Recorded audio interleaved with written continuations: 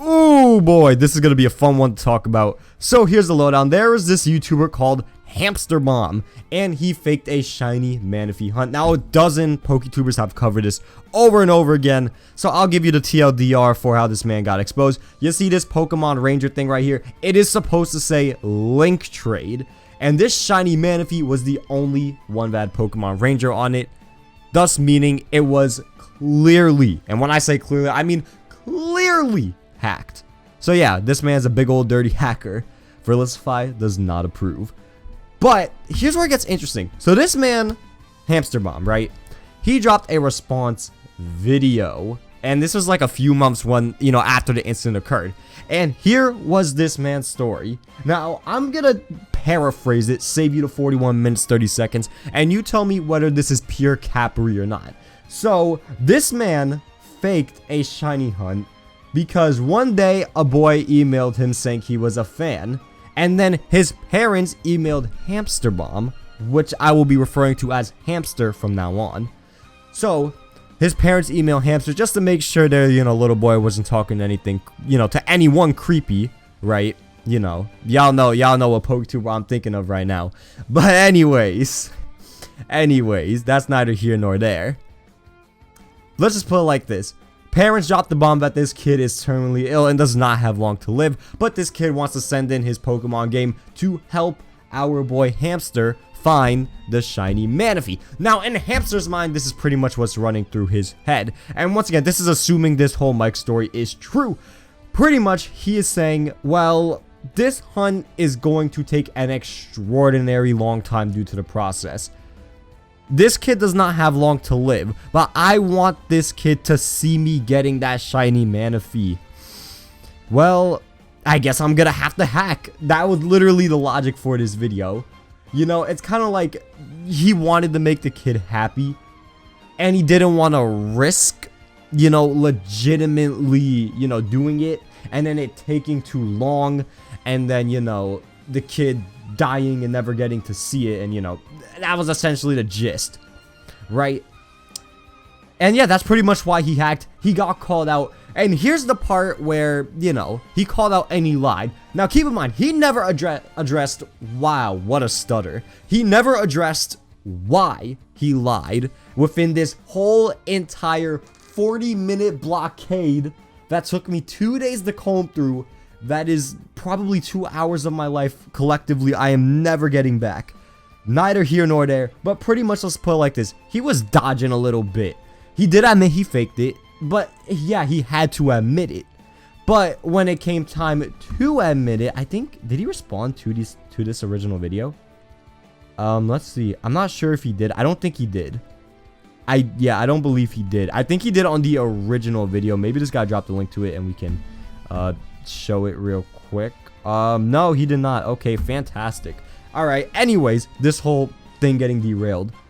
So yeah, pretty much the gist of this response video is he tells this story. I'm gonna be honest, I'm gonna call it a sob story, because this man had opportunities to prove it's relevant. Now, he did say he felt a little bit conflicted in the video, but I'll get to why that may not be exactly why he says later.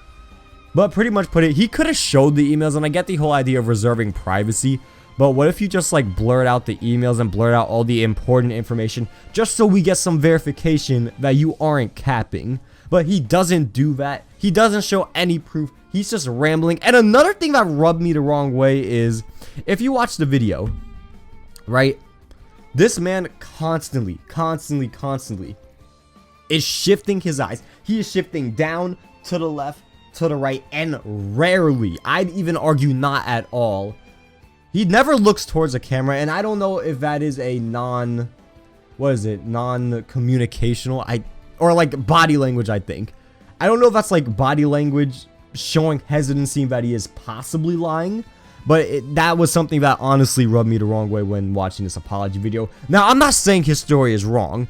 I will be honest though, truthfully, I find this story a little bit hard to believe. You go, well, you protest innocence that you didn't fake it. Then months you come back with this very extravagant story about, you did this to help a sick boy. that's a little random and kind of out there. And you know, if you've ever heard, I'm gonna call it cheaters logic for people who are cheating, is that, you know, oftentimes they would make up a lie that is much bigger than it needs to be because they think it'll be more believable. But we're gonna talk about this thing. So he said when people caught on and started calling him out in the comments, this man, Mike already stopped replying to his emails. Thereby, I think he was implying that he might have passed on, you know, to the great big farm in the sky.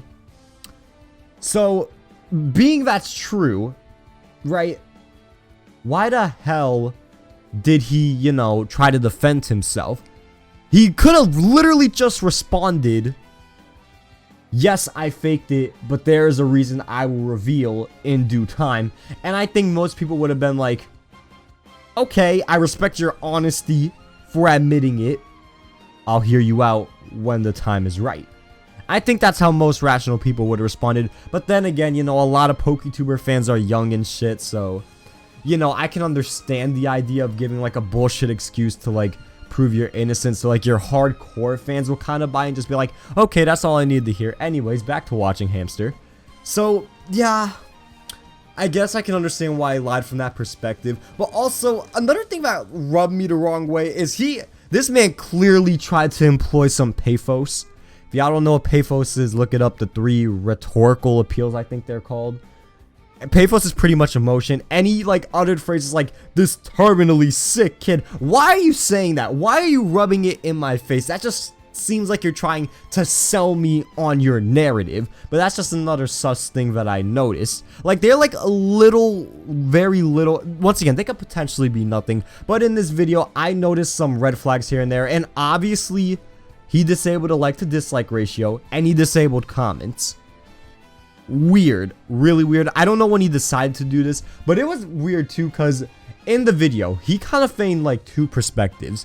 The first one was pretty much the I don't care what you guys think because I think I was doing the right thing by making this little boy happy. But then on the other half, he was kind of like, how can I make this right with you guys? So like 2 very conflicting ideas. I guess he wanted to know if he was in the right. And from that perspective, okay, assuming his story is true, right? You faked it. You badly faked it. If this was so important to you, why the hell would you do such a hack job of faking it? Why would you fumble the bag that hard? Like, yeah, it went over people's head for a while, but what if it didn't? Did it not cross your mind, okay, I am making the conscious decision to fake this. I need to fake this as well as possible. But no, we didn't do that. We kind of just half-assed the faking, and once he got called out, yeah, shit out of luck, I guess. Okay, last point here, and then I'll wrap this video up, because I feel like this video is going on for a little bit too long. Pretty much, let's put it like this. He kind of said that, oh, I was feeling hesitant, boxed the Manaphy in my video and all that. Now, that could have been guilt catching up to him, or it could have been because of the reason he said in the video. Well, actually, I think regardless, it would have been guilt, but guilt for different things. Once again, maybe he wanted to try doing a very hard shiny hunt to get views. Because keep in mind, this is a smaller Poketuber. And he was smaller at the time, of course. Right? So maybe he just wanted to do it to get clout, but he figured it was too hard, so he faked it, but then he got caught. That's story B, or story A is the story he is illustrating in this video, which is, I'm trying to make a sick kid's day. Regardless of what it is, I'm gonna keep it real if you want my take on this. This is old news, by the way. I just found it really interesting and wanted to discuss it. Pretty much every Green Typhlosion video. But I'm going to be honest. I'm going to keep it real. Regardless of whether his story was true or not, you really should not have hacked it. Because A, you're ruining your credibility. But also, thinking about it from the sick kid's perspective. Would he have wanted you to do that this way? All that kid wanted to do was contribute to you getting the shiny. You robbed him of that opportunity by hacking. So, at the end of the day, yes, you made him happy. But it's almost like fake happiness. It's like, you know, like when your friend is like really down about something. Like, let's say they got beat in like a game of basketball. and then you get your other friend to play him and then lose on purpose so he would get his confidence back. You know, like one of those type of things. You know, like, yes, you made him feel good, but you kind of robbed him of really having that feeling. You kind of, you know, you artificially produced it, which at the end of the day is, it's nice in the moment, but it hurts so much more if you realize it's fake. And once again, he doesn't know if Mike realized it was fake. But once again, I get why he did it if his story is true. All I'm pretty much going to say is, when you are a shiny hunter or whatever you're doing, I feel like credibility is very important in that community. So this is something you probably should never do. But anyways, this is old, you know, news under the bridge.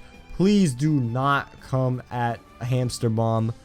This is all in the past. I just wanted to have a discussion about it. Let me know what you think down below about this. That's pretty much it. Have a good day.